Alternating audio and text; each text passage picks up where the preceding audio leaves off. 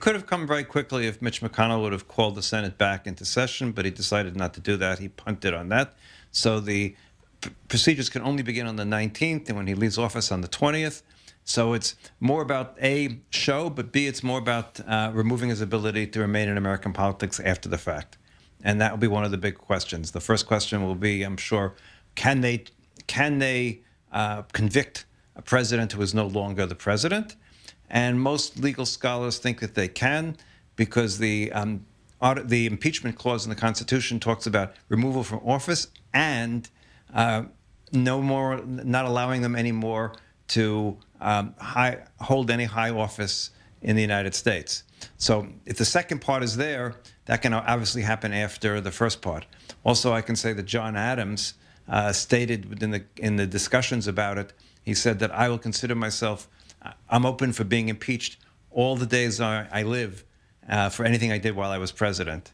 And also in 1876, the Secretary of War was about to be impeached by the Congress, by the House of Representatives. He resigned to avoid impeachment, but they went ahead and impeached him anyway. So precedent sort of sits on the fact that they can keep on doing this after he's impeached, after he's left office. And an interesting issue there. We saw just a few Republicans voting for impeachment. This decision would have gone by anyways, but a few Republicans, at least in the House, voted for impeachment. What will happen in Senate? Because let's remember, maybe it's not longer President Trump anymore, but it's a Republican Party on fire here.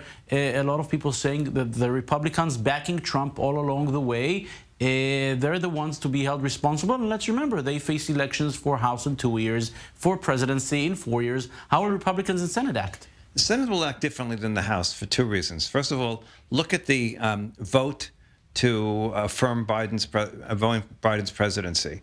In the House, almost all the Republicans, except most of the ones that voted for impeachment, voted against Biden. In the Senate, most of the Republican senators voted to recognize the electors from Biden. The reality is the Senate is a much more of an institutional body. They care much more about the institution, sometimes less than the party. Second of all, a lot of them don't have to be elected for 4 to 6 years. They're less worried about a primary. And finally, with Trump out of office and with Trump not being able to run again, they're hoping that they can stop the bleeding of the Republican Party. Now, it's not clear that it's going to happen because in my speaking to Trump supporters in the last couple of days, they're sticking with him. They're still absolutely convinced the election was stolen. They believe that Nancy Pelosi was behind the break-in to the Capitol, that she ordered the Capitol Police to let the demonstrators in. I mean, you can't believe that until you actually hear it from people, but they believe that. So it's hard to say. But my guess, if I had to guess right now, is the Senate will vote to convict very, very narrowly. But again, history is being made one way or the other.